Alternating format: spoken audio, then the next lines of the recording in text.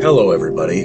Even if you don't have a body, but you probably should have a body if you can get one. I'm Layman Pascal in the Integral Stages Authors Series, and I'm here with Robin Hummel. We've had a conversation before about drumming, Proto-Indo-European visionary and healing practices, and contemporary shamanism. And he's back today to discuss his book Alchemy of the Psyche, The Mythic Quest for Transformation, in which he explores his take, infused by personal experience and healing journeys, on the relationship between shadow dynamics, archetypes, and ancient patterns of restorative visionary practice, mythic conceptualization, ritual, and altered states. Hi, Robin. Hello. Did that Yeah. sound basically true? Basically, yes. That sums it up. First of all, I would like to thank you for having me again on your channel. Yeah, really appreciate that. Good, yeah. Um, yeah. So yeah, regarding the book, I don't know if there's any. First of all, like yeah, any things that I guess stood out regarding it that you wanna maybe touch upon first, or Yeah, well, let's start with why you wrote it. What inspired this book? well, why I wrote it. I suppose really what it comes down to regarding this book as a whole. Well, it is very much kind of connected to my own, I guess, healing journey in a way, kind of like kind of both healing journey, but also grappling with the larger, I guess, societal things that are occurring in the culture as well. And I guess it's really a combination of, I guess, like the particular things in my own healing journey I was dealing with were kind of, I don't know, mm, in a way coming together with this like cultural kind of issue at the same time as well, because of kind of what happened in my lived experience is kind of like that.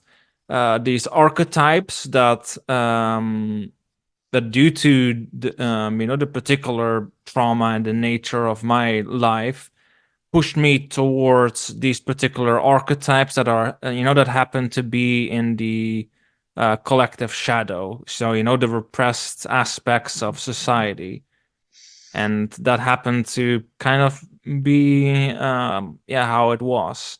And really, it was really my journey of healing. And then I was just kind of like busy with that, and at some point I started to kind of hit at these kind of themes that I wrote about in the book. And then I was really first just doing the research and doing all of this more in a sense of just for myself. But then I was talking, in on my YouTube channel, the Moment podcast, and with friends about it. And then it really started to become clear, like this is really starting to get to the point where kind of my personal journey starts to intersect with like the larger societal journey to some degree as well.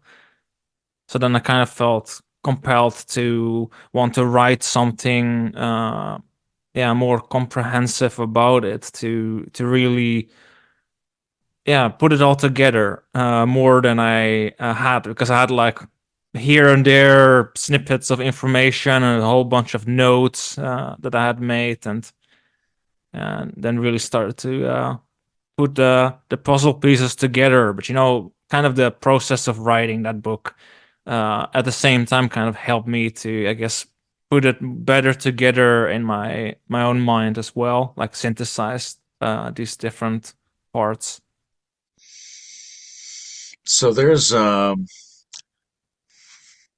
a lot, but there's some Jungian vocabulary in this book, and some people are familiar with that and some people aren't. I'd be curious to get your loose definitions of a couple of terms before we get deeper into this. So, Yeah. what do you mean by the word shadow?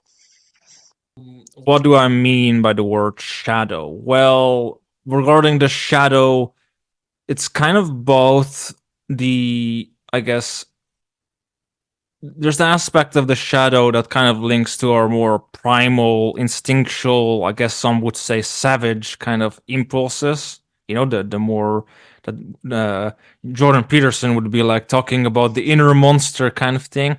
But then at the same time, there's kind of with the shadow also, the repressed, unconscious aspects connected to like trauma or any other repressed aspects that are not necessarily monstrous.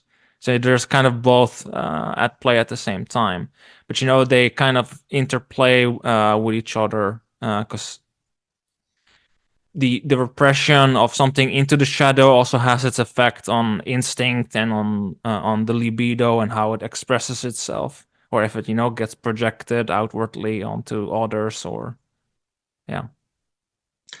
What about anima? What does the word anima mean for you? The word anima, well, regarding the anima, it's kind of like, I guess in dreams, for instance, it's more like symbolically a feminine figure for men that really represents this inner kind of guiding figure, but it also really at the same time touches deeper on kind of our relating patterns, like how do we relate to ourselves, how do we relate to others, and kind of that what we see as other, which also includes nature, the unconscious, um, and these various kind of relating patterns as well, kind of the relating dynamics we have, like in a more interpersonal sense too. And alchemy is a word that Jung liked, but you've put it right in the title of your book. What do you think of alchemy as meaning?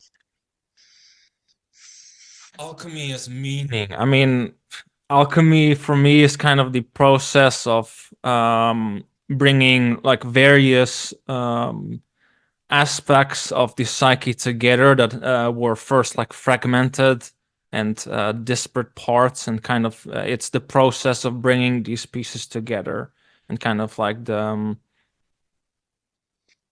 I guess like it's like building a kind of like inner mosaic and putting it back together into like a coherent whole. And it's kind of that process of doing that, this bringing together of all these different opposites and kind of reconciling these conflicts. So, what were the main archetypes that you encountered in your own healing journey that you started to see were pertinent to the general social situation? One of them would be the sovereignty goddess, but also Wotan, and also Dionysus, especially. And these tie deeper in a deeper lens, kind of to the like the choreos, but also the Proto-Indo-European warrior band, but also to figures such as Yemu and Manu and Trito, and like kind of these you could call them like very archaic Neolithic deep substructures in the psyche that are present within the psyche, but also within the narratives that we tell ourselves too. That's kind of still present within the cultural narratives as well. So it sheds a lot of light on those aspects of the culture and what's exactly going on. So, what did you learn about sovereignty in yourself that you think is applicable to the general culture? Regarding sovereignty within myself, that is applicable to the wider culture. I guess it really just boils down to a sense of, I guess part of it really was like this trying to find a balance between like the societal norms and kind of like this external imposed sense of morality versus a more internal based morality that isn't just something in the sense of like, well, yeah, like it's not like just we can just do whatever kind of idea, but more of like trying to align ourselves and our sense of morality on something that's kind of higher and transcends just the more, I guess, societal, more earthly kind of human morality, something like that transcends, the different societies and civilizations as a whole, and kind of like And aligning with that, and then being able to operate from that, which then creates that sense of sovereignty as well, because then you become your own kind of moral agent. what about your relationship with Wotan? Is there anything in that relationship that's useful to the rest of us? I guess Wotan, for me, really ties to the Proto-Indo-European Choreos, especially kind of the sovereignty goddess too, in her own way. But regarding Wotan, well, he kind of is. mm, I guess a kind of like semi misunderstood figures sometimes regarding some of his aspects, and there's kind of like there's this uh, potential of it becoming, I guess, distorted, and really from what I, while writing the book, kind of figured out is that the figure of Wotan and the choreos, kind of, if taken on its own, as this kind of male kind of dominated kind of way of operating, can become very detached from society. So it kind of becomes like just a breaking away from society kind of deal, where there's kind of no, I guess, relating between the masculine and the feminine that produces kind of the third, which is kind of symbolically the child, and with that kind of both internally psychologically, I guess, like you could say it as like the Jungian self, like a sense of wholeness and authenticity, but also kind of the possibility in a more, I guess, like embodied sense for a family, like knowing how to relate to each other as individuals, like for men and women kind of to know how to yeah, relate again with each other. So there's that aspect to it as well, but it also can, with Wotan, go into like more militaristic kind of distorted sense too, more kind of like semi militaristic, tyrannical, but then it can also go kind of the other way, that it becomes very, with the choreos, more like about I guess like a more primal instinctual kind of hunter kind of aspect. It depends, but at the same time, if you put these pieces together, then and you utilize these rituals, you can also kind of like transform it, or like to steer it away from the destructive side towards something that is creative and constructive, that can help you actually out of the that kind of situation, where you can cultivate some sense of assertiveness, but also with the connection with the sovereignty goddess, also come back to society and find some sense of balance between oneself and others.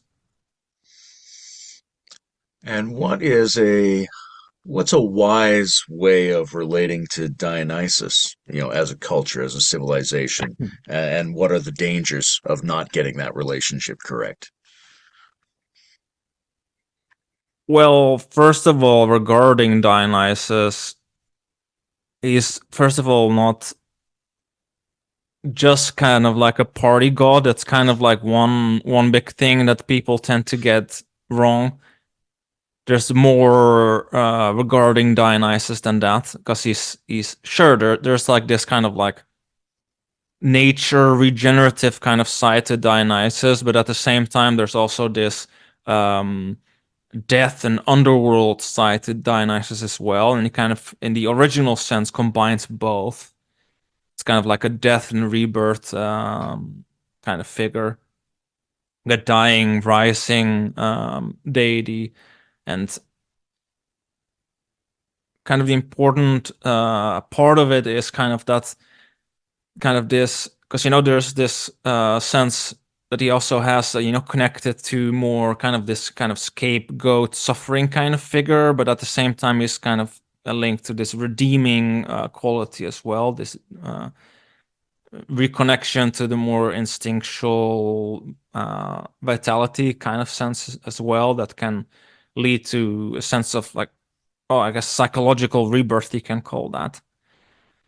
And there's both these qualities there in the figure, and if it gets fragmented, then it can become kind of distorted in the sense of like, you're either stuck in this sense of suffering, and you're kind of like dealing with that. So then you go into the other, it can go into the other side of the Dionysian, where it becomes this excessive use of like wine and other substances to disassociate kind of away from the world. Where if these two are put together in that process of death and rebirth, and in the more original sense, it becomes more of a process of taking kind of the soul and trying to embody it in the body. So it becomes more of an embodied kind of experience in the more original Dionysian sense. Of that kind of revelry kind of sense, what the Maenads also did, where that's kind of what they tried to achieve with that. So all of the ones we're discussing are sort of, and this is part of your own research project, they're downstream of this racial and linguistic idea of the Proto-Indo-European heritage. Do you think the archetypes are universal to human beings, or are they specific to particular genetic and cultural lineages? Well, in that sense, when it comes to, I guess, archetypes as a whole, regarding humanity, there is that kind of like sense of something shared beyond just particular cultures.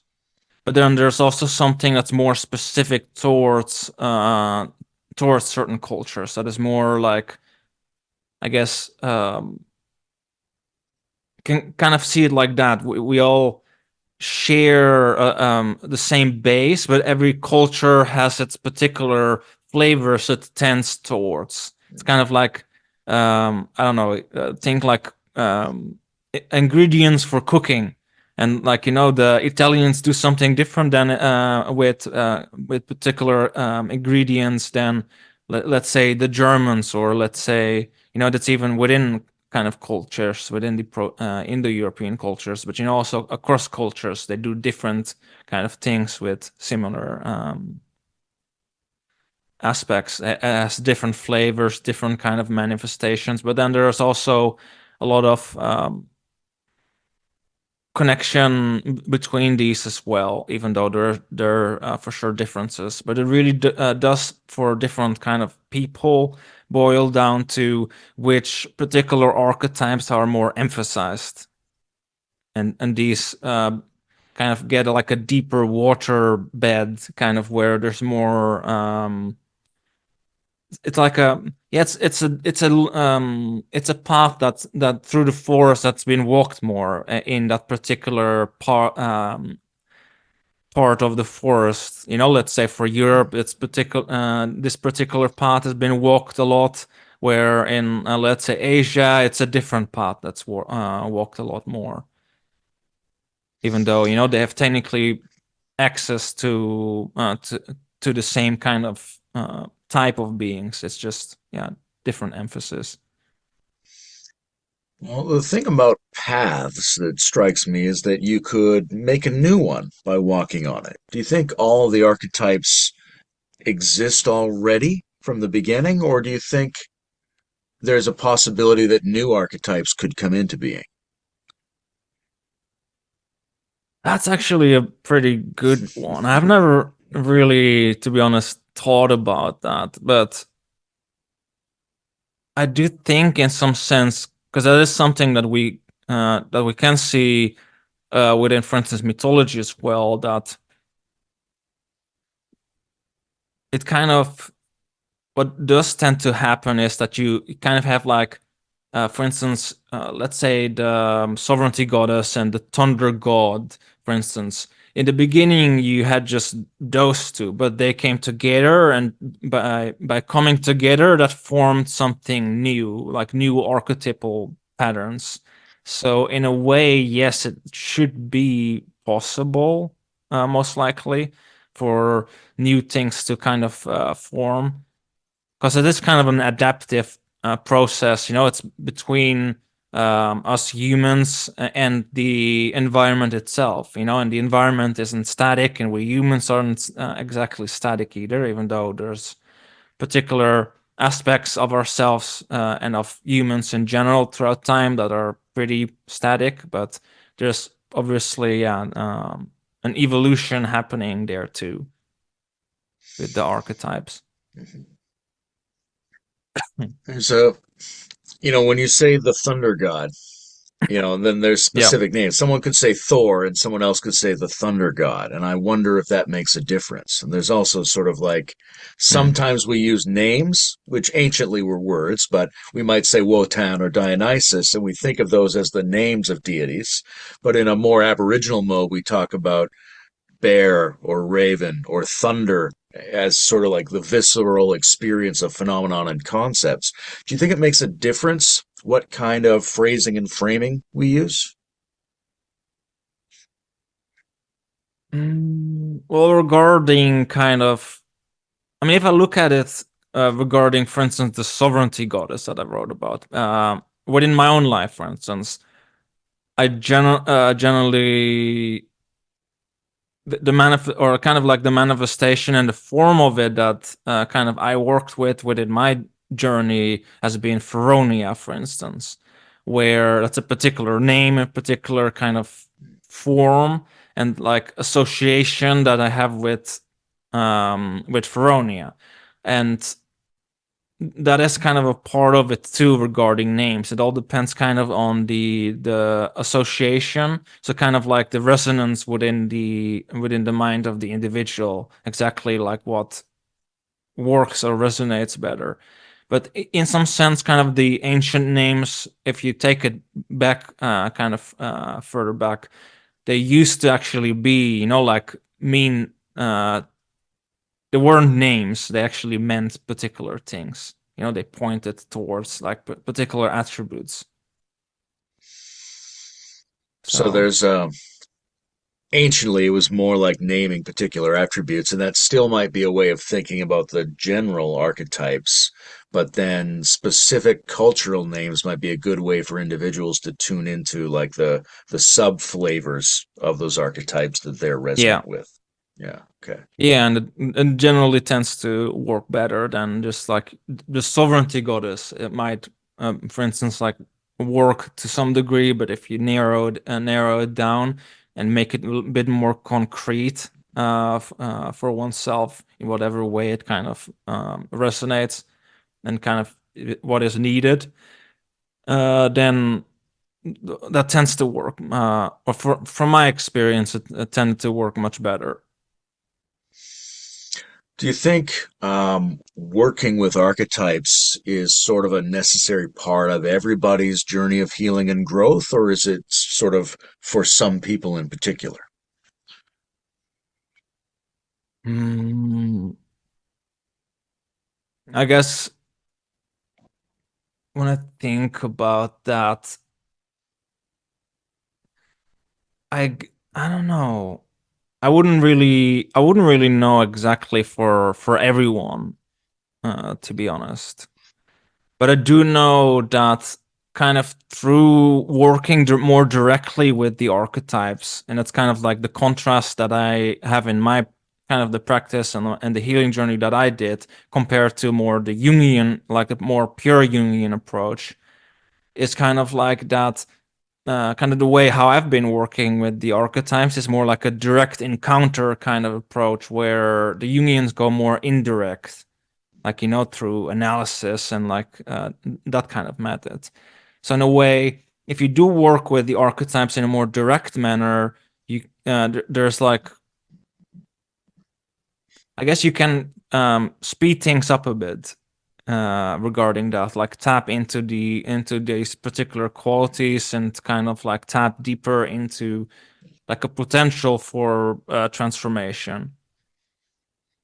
But it kind of also depends on how you work with the archetypes and kind of the journey itself. There's always setbacks and going a bit further, and it's kind of the nature of that entire process. But it does have like more of a potency there if one does do that regarding a healing journey. I don't know what my question is here, but I'm really interested in the relationship between the direct and the indirect, and the sort of like if you went to an analyst to do archetypal work, that would sort of happen by dreams and conversation take place in your home and in the office, versus this other approach that involves nature and ritual and more direct engagement. It Yeah. reminds me of the way we think about, like, if we imagine our ancestors were animists, then they were thinking about these forces as being perceived out in the world. And you interacted with them through the lens of imagination as part of the world. And now we might think about them as something that's in your psyche, and you try to go inward to access them.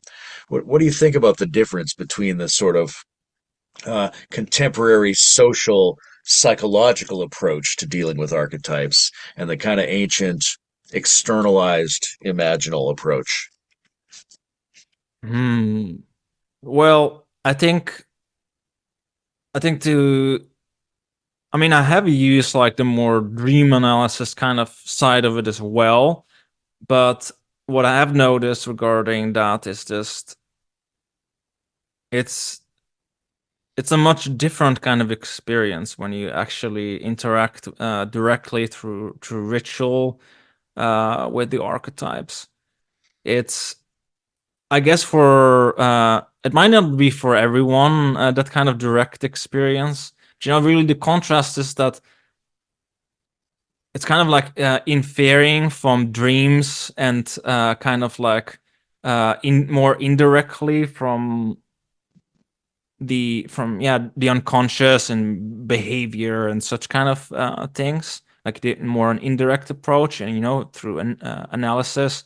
So you don't, maybe in dreams, yes, you encounter the archetypes, but not kind of like in a more conscious manner. So it's kind of less, I guess, overwhelming. But then the direct kind of approach within nature, I mean, speaking from experience, for instance, quite a bit of these rituals that I did, at dusk or at night, and that kind of has its effect too. Then going out with a shaman drum and actually, trying to do these choreos related rituals, drumming, shamanic journeying, and then actually through that having more direct experience of, I guess you could call them archetypes, but really, in a more animistic sense, you could call them spirits and deities in that sense. And I have to say that, dreams. If I look at the dreams that I've had, and if I look at like the direct experience, it's a real other. It's a different beast. It's a different kind of thing altogether. It's more immersive, visible, or like it's more dare kind of, and uh, there are these kind of moments with it as well when you're kind of engaged in ritual, where you can actually feel the presence kind of these archetypes within the environment, which is not something that one gets if one just sits behind a laptop and just types about one's dream and does an analysis and does that kind of thing. So there's that kind of experience with it as well. And kind of through doing these rituals, I've kind of noticed with myself that I've opened kind of this gate, or like this kind of channel towards these particular archetypes I've worked with. So they have kind of become more accessible during the day. It's kind of like, because I've done these rituals as often as I have. It's kind of like I can. It's kind of like, yeah, I can call or invoke them in a sense more easily, more directly, and then there's kind of like a response or like effect based on that as well. It seems like people who have a magical or shamanic disposition would be very attracted to this more direct engagement. Yeah. But I can also imagine therapists being very cautious. And I think one of the things they would be cautious about is that it could be dangerous to externally experience shadow elements as if they were entities. That could be disturbing to the individual, or that you could run the risk of having your own shadow get associated with someone or something in the world that you end up in some weird psychological battle with. Um, I guess there's a bunch of questions I could ask about this, but maybe the first one is Mm. when or have you felt endangered in this process? Right? When if you've encountered dark things where you thought, whoa, this might be too far. Maybe I'm getting into some dangerous territory here. Um, I mean, if I think about that, there's particular journeys that I've done where I went, and these were shamanic journeys where I went deeper into particular kind of issues I was kind of dealing with. And then, well, there were journeys where at some point I was kind of like too terrified to continue, and I just kind of was like, "No, I'm out of here," kind of situations. And the thing is, like, I've had also moments where it's kind of like it wasn't kind of like externalized in the sense of onto a particular person, but I've done it in the woods by myself at when it's dark. So then kind of like what happens is that the mind projects it outwardly onto kind of um, the darkness itself. So you start kind of like seeing kind of something that isn't really there, kind of thing. So that's is a pretty. I can get that. That's a pretty terrifying. Can be a pretty terrifying thing to deal with, and I've dealt with quite some inner conflicts that might make a lot of people probably pretty terrified. Because the thing is with these journeys is like you don't really know what's exactly gonna happen always, and how it's exactly gonna play out. So there's that kind of element to it as well. So you kind of when you go in, you don't. There's a risk with it, for sure. There's a risk with it.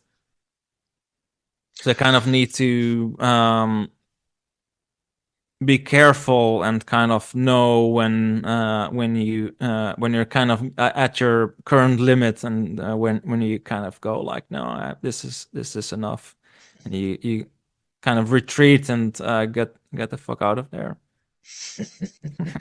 because some of that stuff was just a bit too much, and I had to retry quite a few times before I felt actually ready to actually take it on. In the book, you discuss a little bit about the way that unprocessed shadow material in groups can become scapegoating and then outcasts. Could you sort of talk a little bit about that process? How does shadow become scapegoating? How does shadow become scapegoating? Well, when it comes to when it kind of comes to this process, it's kind of when um, the person has kind of material that's repressed within themselves, let's say due to particular societal norms, or can even be something more specific within the family system. And kind of what happens is that because it's been repressed within them, then what happens is that if they see it in others, it kind of creates some, well, a cognitive dissonance, because they kind of see that what they have repressed within themselves. So that can make them kind of depends, but it can make some individuals and groups kind of go into this kind of accuser kind of mode, because everyone kind of carries this kind of what the Jungians would call this scapegoat complex. In some sense, it's kind of like a particular, I guess, archetype that just exists, and kind of a particular dynamic that just exists.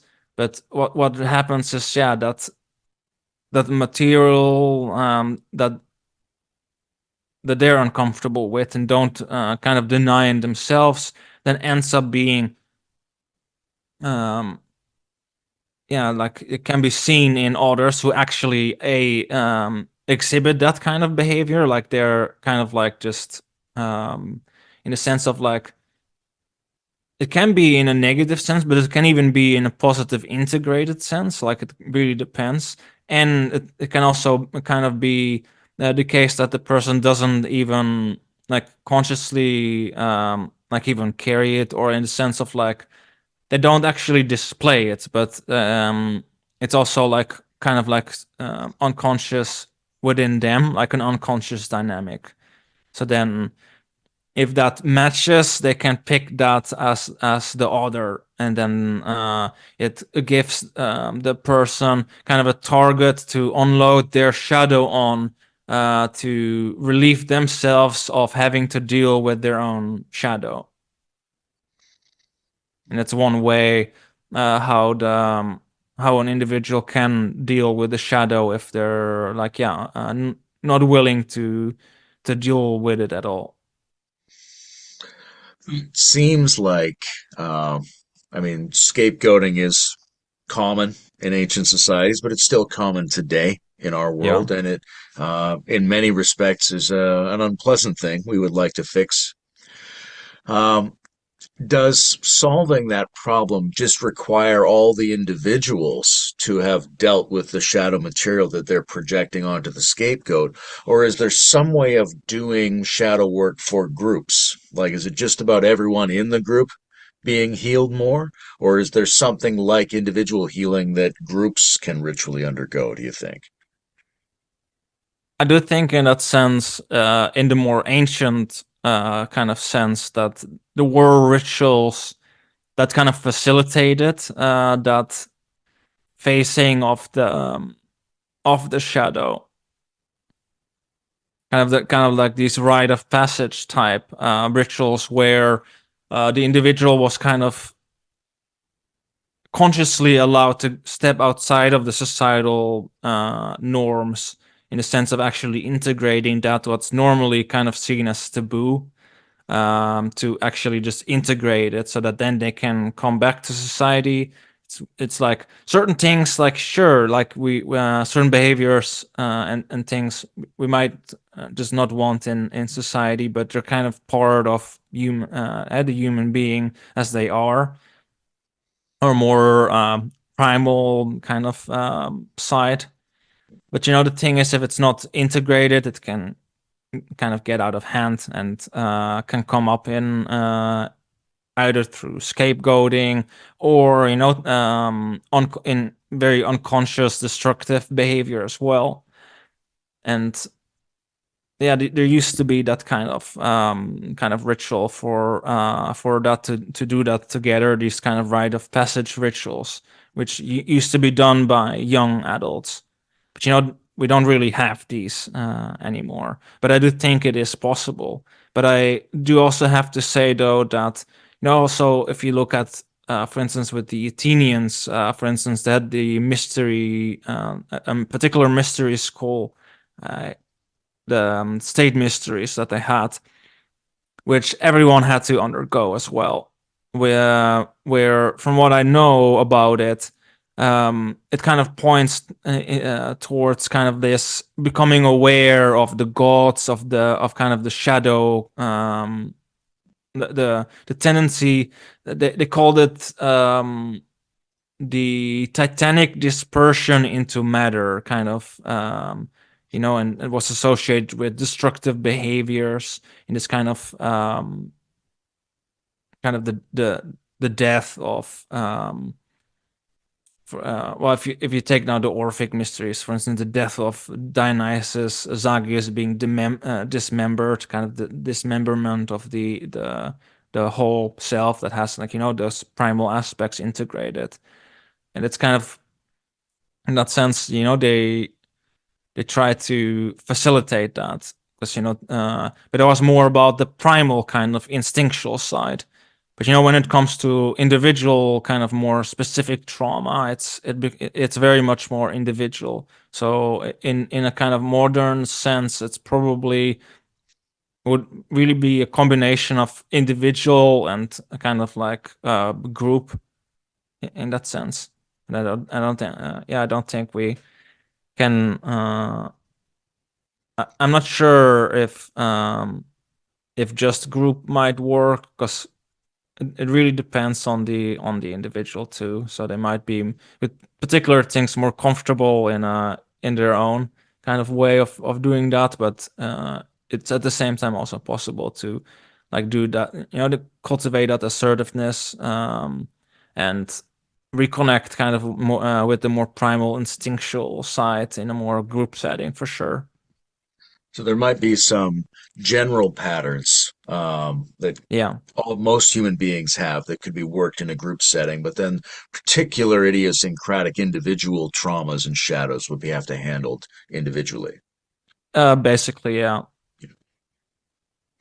There's a um, sometimes it's hard to distinguish between like healing and growing, or like returning to health and becoming more powerful in certain ways. And I'm curious whether you think of like, Hmm. are we born with our archetypes integrated and something goes wrong that we have to heal? Or are we sort of born with them not integrated and it's a creative journey to bring them together and become stronger?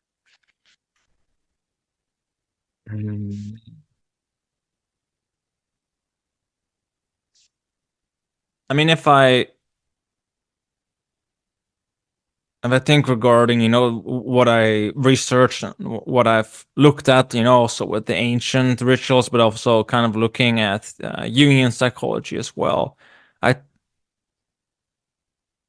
I think we tend to gravitate towards particular archetypes, kind of like a predisposition within the individual, but um, it's kind of through through the process, of life unfolding, that we actually start to integrate them more, and in a more conscious manner, which is kind of like it's a conscious process that one goes through.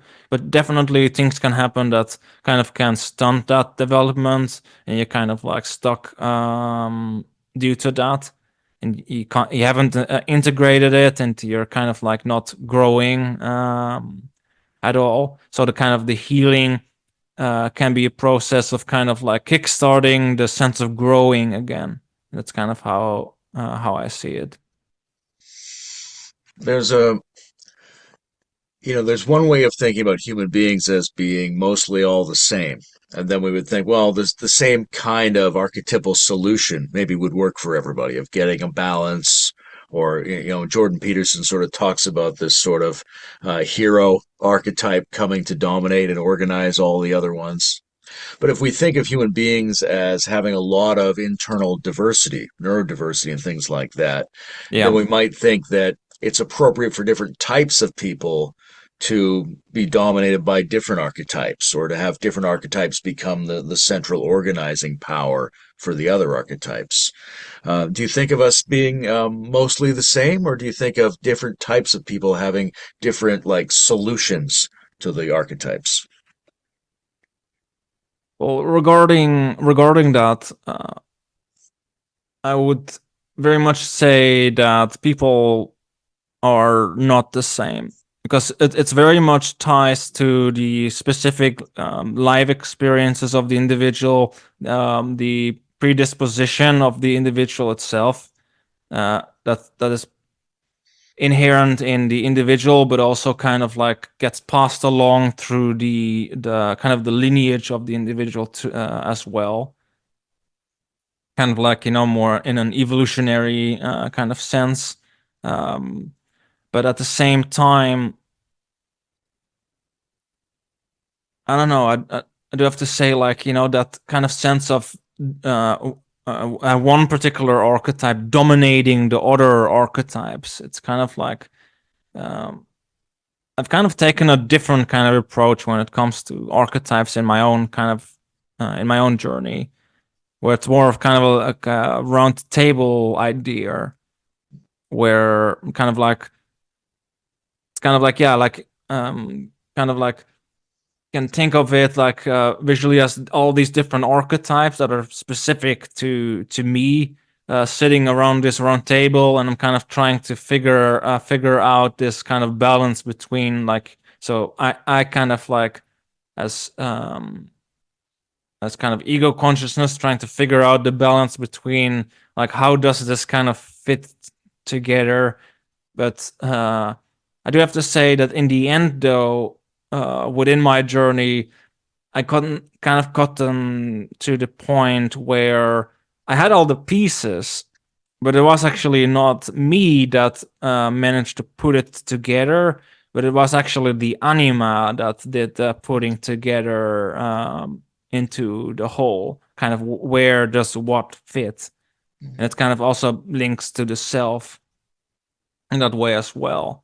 So there's kind of like a need to kind of like let the self like do its thing as well. It's kind of like, sure, we can, like, as ego consciousness, we can like try to make peace between different facets of ourselves and try to kind of like figure that out, change our attitude towards particular facets of ourselves and things like that. But kind of when it comes to putting it all together, and kind of like that's what organizes it would really boil down to the self, who is kind of the big boss of it. It's kind of what really, like, one dream, because at some point I was kind of trying to like figure it out myself, and I'm kind of like, I am here the king at the round table. But then I had a dream which kind of showed that I was supposed to sit on there were like three thrones, and I was supposed to sit on the middle one, where a badger was supposed to sit on the third one, and then there was kind of like this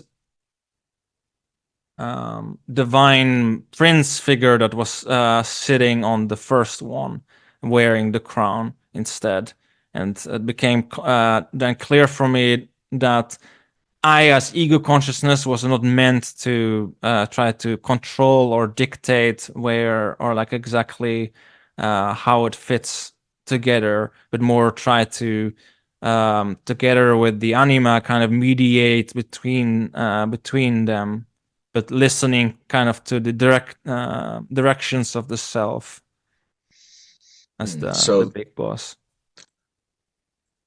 So the anima represents the self's interests in terms of organizing the archetypes together in a way that the ego on its own doesn't do. Okay. Yeah, we don't. What kind of became clear in regarding these dreams that I had regarding that the anima talked to me about these things as well. But kind of like started to become clear was like that ego consciousness is not intelligent enough to know where what exactly fits. And it kind of requires that humility to be like, okay, we're not wise enough to know where everything fits, but there is this deeper aspect within ourselves that does know where it fits, and we can like be guided towards that, but we can't try to control that process. Which kind of led me to the realization at some point then as well that I similarly can't uh, push the same kind of solution on other people as well, because their self knows how it best fits together, and I'm not wise enough to know how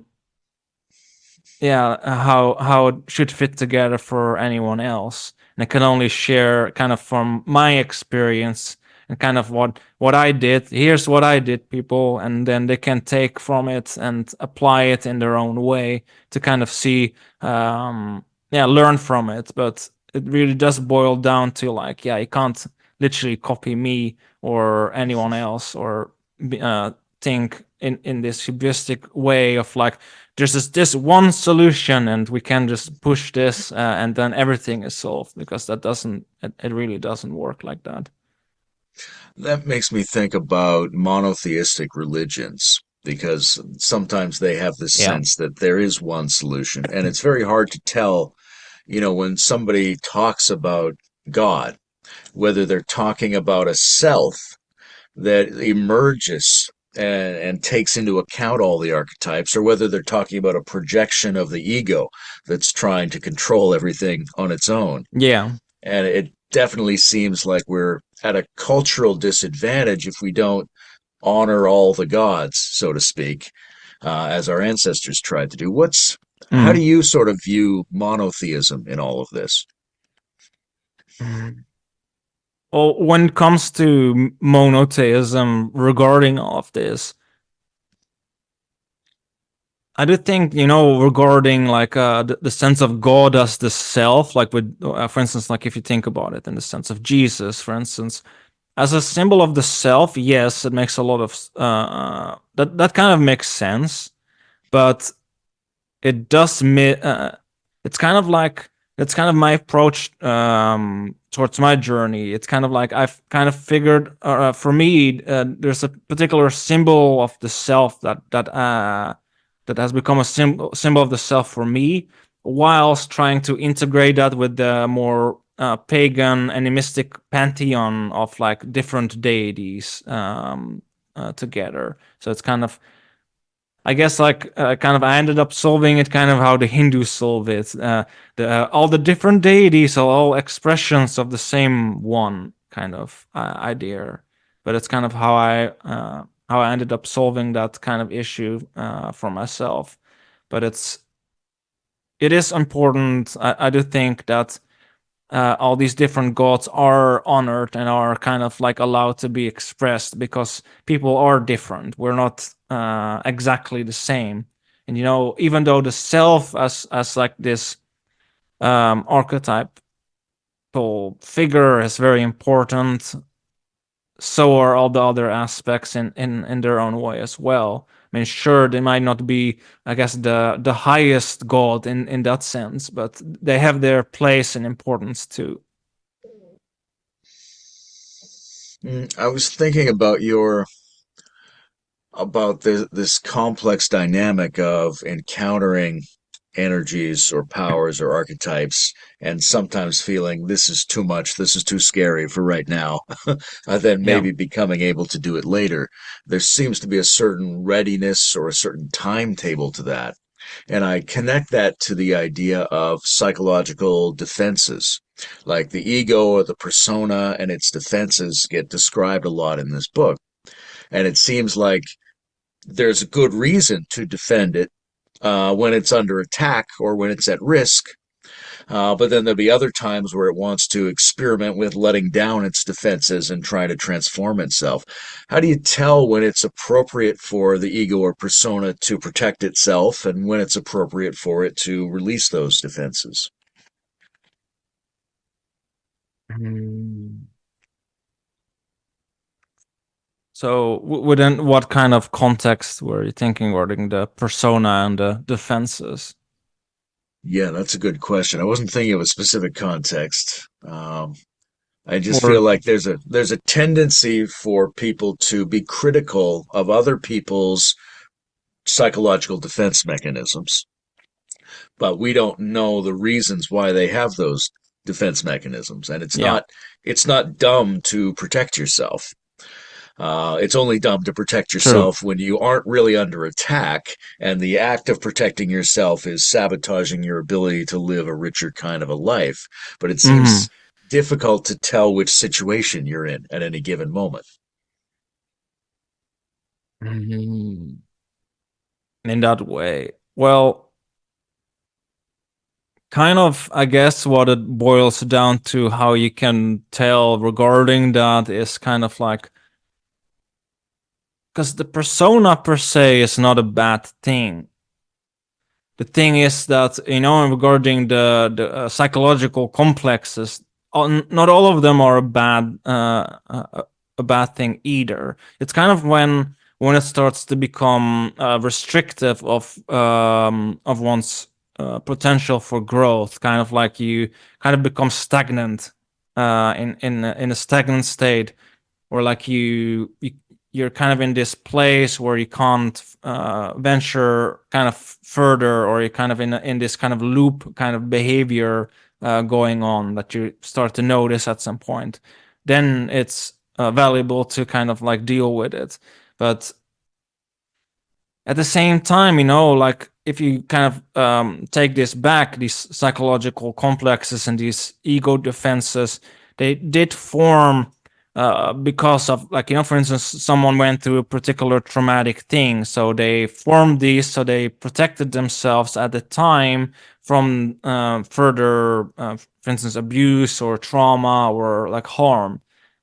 It's only when later on there's no kind of like use for them anymore, and then you don't really need them anymore, and it starts to kind of interfere with your potential to, I guess, unfold yourself, that then it becomes a problem, and then kind of one has to deal with it.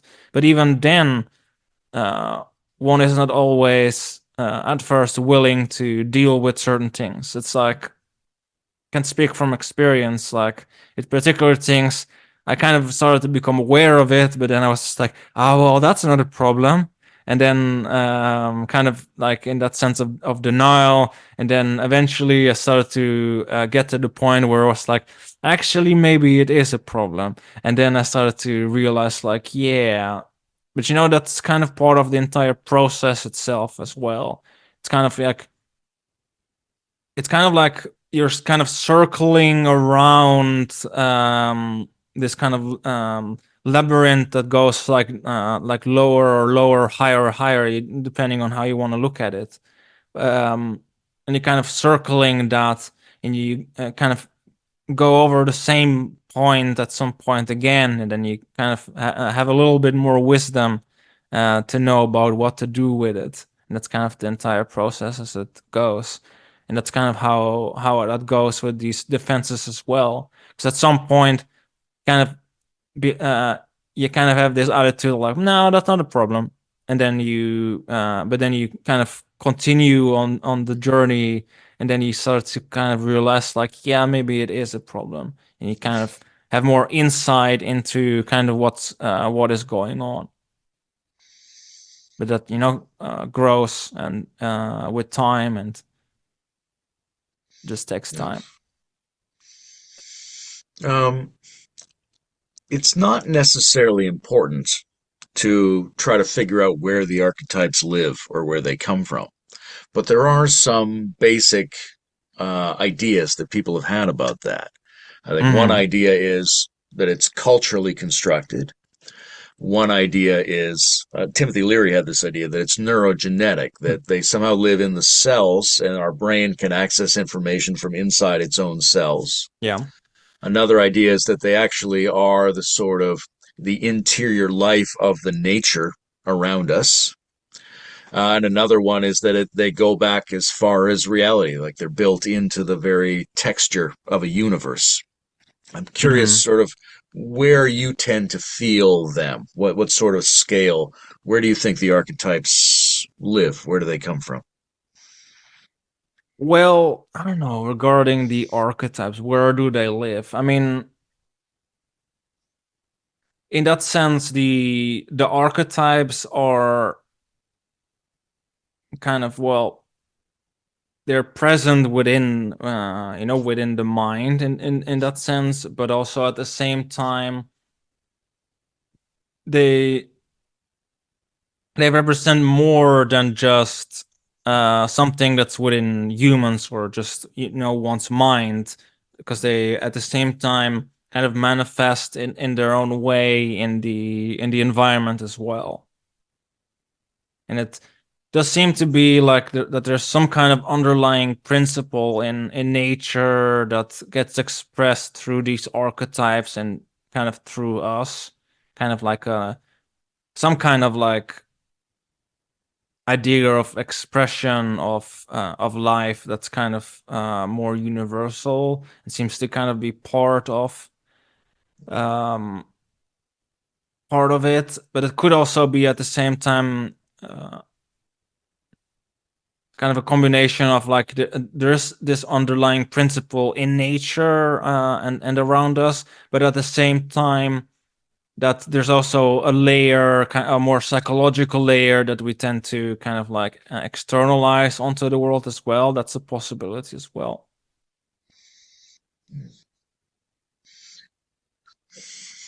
There's another distinction I'm thinking about, which isn't, again, not really a question necessarily, but Mm-hmm.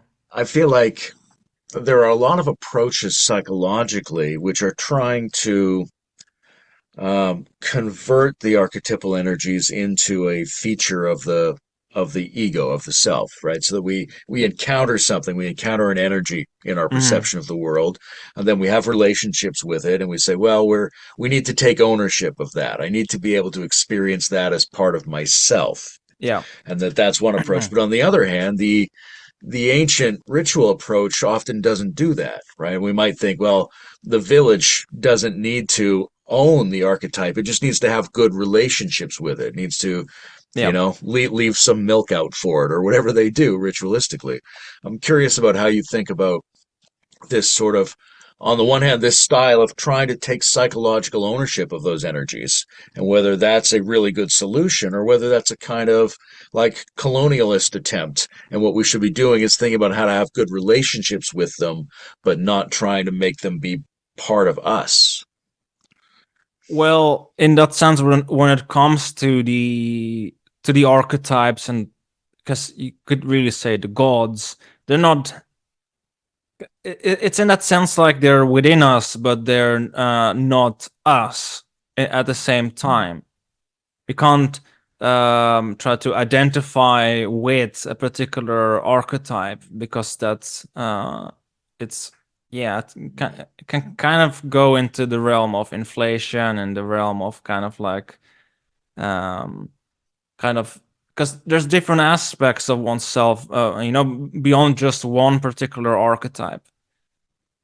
So you kind of, if you just focus and and you can try to, I guess, like be like yeah, take ownership of them, but really from what I've found really within my own journey, it really boils down to a sense of relationship that you build with the archetype. And also similarly, these different more facets of oneself that are more personal in that sense as well. So it's kind of like really a relationship building. It's kind of what So, I've done with with different archetypes as well. And for instance, the Peronia, for instance, this goddess figure, for instance, as well, kind of establishing this relationship where at some point there was more of a relationship kind of like going on and established there. It was like started to become, I guess, mutually beneficial. Where first it was like nothing kind of happened regarding that. so would it make sense to say something like, you can take ownership and probably should take ownership of shadow, but you can't take ownership of the archetypes by the very nature of what they are. Um, very much so, yes. Um, Hmm. every every archetype and every individual can be different in terms of what would make a good relationship between them. But are there general patterns of um, what the archetypes like? Like what would give them a good, we leave people in America leave milk and cookies for Santa Claus, right? It's like, are there Yeah. things the archetypes like that in general facilitate a good relationship?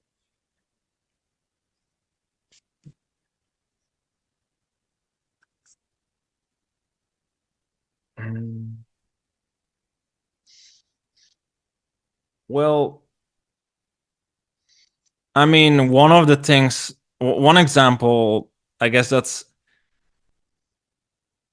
I guess I haven't really been doing it in the sense of like leaving. I mean, I've been using incense and some offerings, but um, in that sense, as kind of like a thank you for the different archetypes I've been working with, but kind of in a way with like, for instance, yeah, with the archetypes too, though, kind of like making kind of more like making a promise, or in that kind of sense of like kind of like that I'm kind of making a commitment to work with those particular archetypes, and then really sticking to it, and kind of helping them out in a way too, because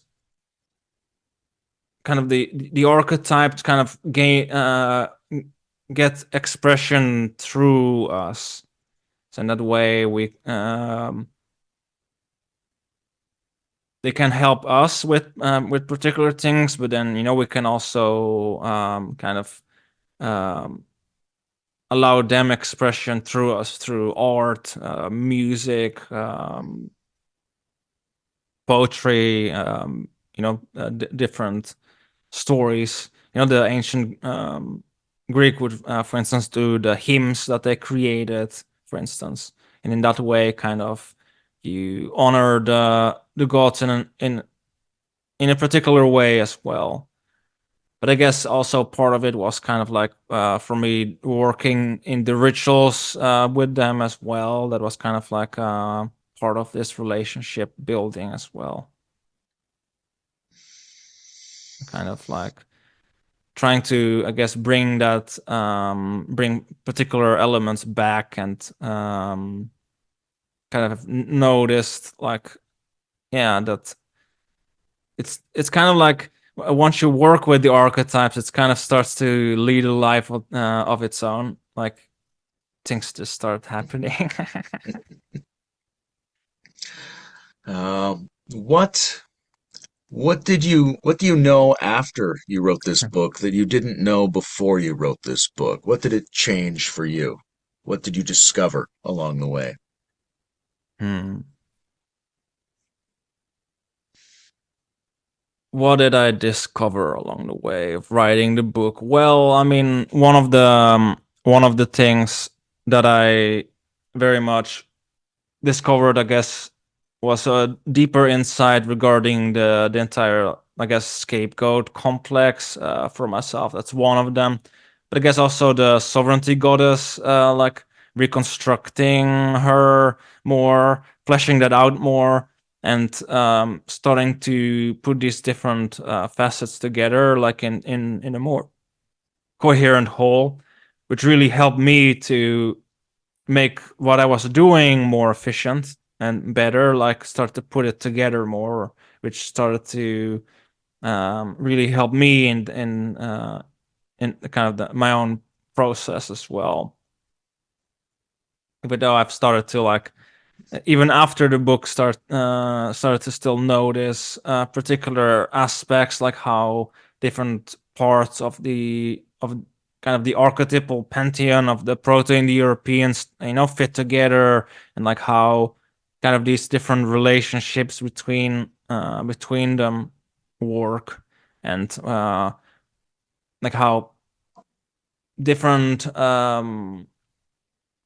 deities like Dionysus, for instance, like ties together to via Dionysus Zagreus, and kind of Zagreus to this proto-Indo-European figure Yemu, got dismembered, and it's kind of linked to kind of the underworld, and at the same time kind of the social order as well, but also, you know, through this later mythology, kind of like this rebirth kind of sense as well. And yeah, there was a lot of these different facets coming together, especially regarding, I guess, Dionysus and Zagreus, and kind of combining these kind of the scapegoat redeemer kind of side, and combining, I guess, the entire process in a more coherent sense, where I really started to be like, this is starting to kind of seem like individuation to me, kind of this pattern that I started to like put together and discover, looking at like kind of the pattern that I was discovering in the ancient rituals and kind of the mythology. I started to really be like, okay, well, this is starting to like really click and make sense now, and it really, yeah, helped me out a lot in that way to kind of put things for myself better together as well. Mm. Do you think there will be a next book? Do you have an idea or a feeling? Well, I don't know regarding the next book. I kind of thought about it, but I honestly don't know yet if there would be a next one. But if there would be, it's kind of like I've written this book, and it's kind of now at the point where I'm at, where I'm kind of like, similarly with like friends I've talked about, for instance, Nairam, or well, Boomshroom, how he calls himself online, uh, talked about. I talked with him about that, kind of like trying to take this in a more like practical sense next, kind of like to start to embody this more, and to kind of bring it more into the world in this more embodied sense. Yeah.